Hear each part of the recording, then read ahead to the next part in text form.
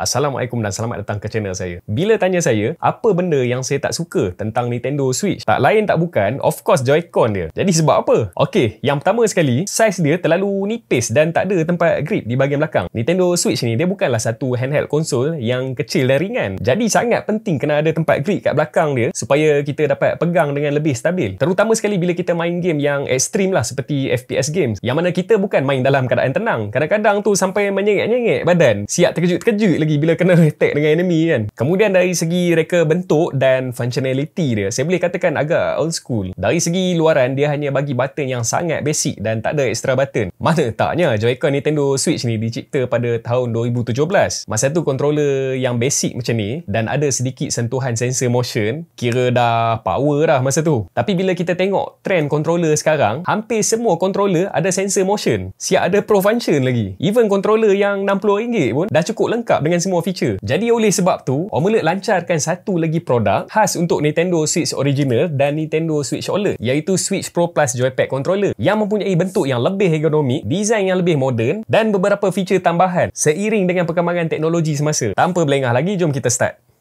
Even when you feel low, you can still go. Even when you feel slow, you can still go. Even when there's no hope, you can still go. I never answer to no, man, I still go. Go, go, go, go, go.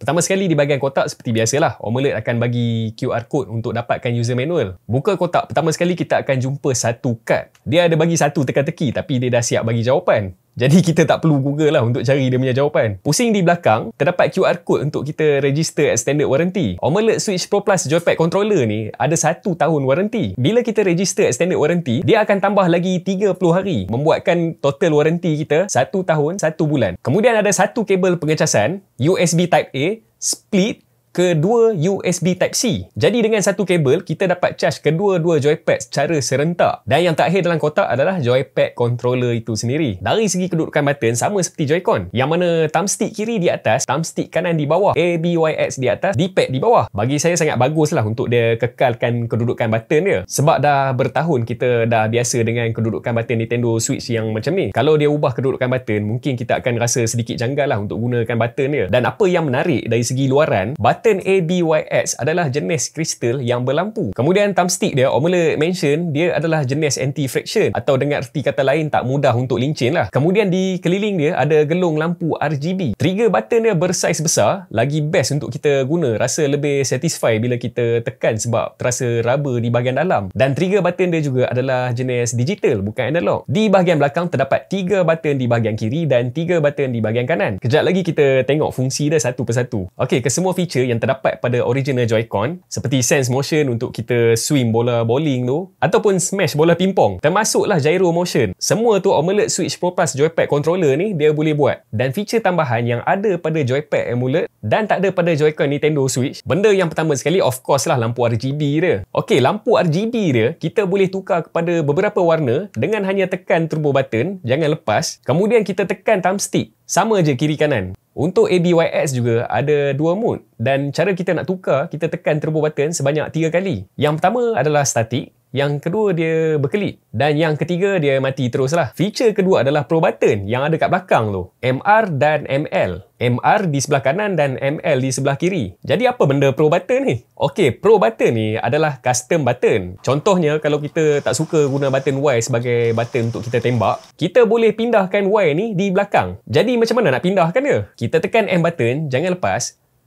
Kemudian kita tekan button untuk tembak tadi tu, iaitu button Y. Sekarang untuk tembak, kita boleh tekan pro button. Dan cara nak clearkan dia, tekan M button dan tekan pro button. Dah tak ada. Feature yang ketiga adalah turbo button. Dan turbo button ni dia ada 2 jenis, iaitu auto turbo dan manual turbo. Okey, pertama sekali kita tengok manual turbo. Cara dia, kita tekan button turbo, jangan lepas. Kemudian kita tekan salah satu button yang kita nak jadikan dia turbo. Dah aktif. Okey, sekarang kita nak jadikan dia auto turbo. Kita just repeat je proses yang sama untuk kali yang kedua.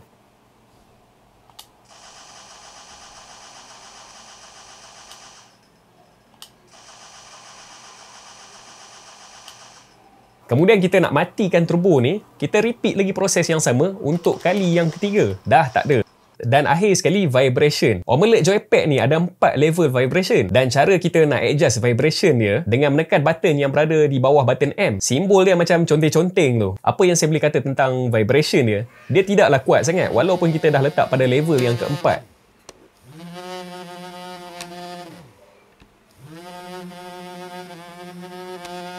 Okey, sekarang kita akan pasang pada Nintendo Switch. Nintendo Switch ni memang nampak rugged habis. Lagi-lagi Nintendo Switch OLED yang mempunyai skrin yang bezel-less digandingkan pula dengan AMOLED Switch Pro Plus joypad ni membuatkan nampak lebih futuristik.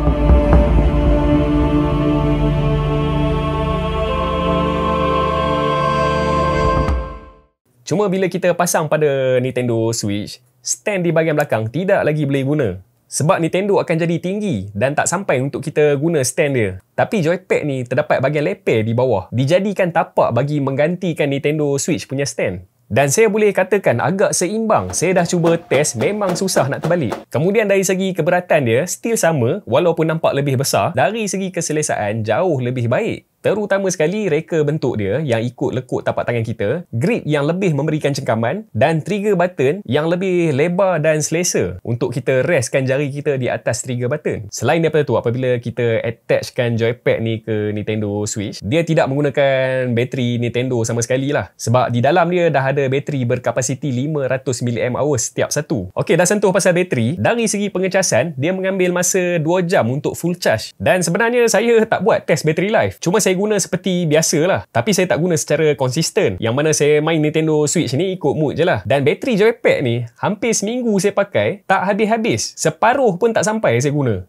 Okey, dan akhir sekali dari segi kekurangan dia, pertama sekali bila kita dah guna AMOLED Switch Pro Plus joypad ni, kita tidak lagi dapat guna casing. Sebab tak ada casing yang ikut acuan joypad dia. Yang kedua, dia punya Pro button, bagi saya kedudukan dia agak rendah. Sebab Pro button sepatutnya berada pada jari tengah, bukan jari manis. Sebab kedua jari kita ni biasanya digunakan untuk kita grip controller. Jadi apabila Pro button terletak pada salah satu daripada 2 jari yang terakhir ni, memang kerap lah kita akan tertekan secara tidak sengaja. Jadi solution dia, anda kena pegang dengan lebih rendah sikit lah. Mula-mula memang rasa macam tak selesa lah. Tapi lama-lama anda akan terasa biasa. Dan yang ketiga ni, dia bukan kekurangan.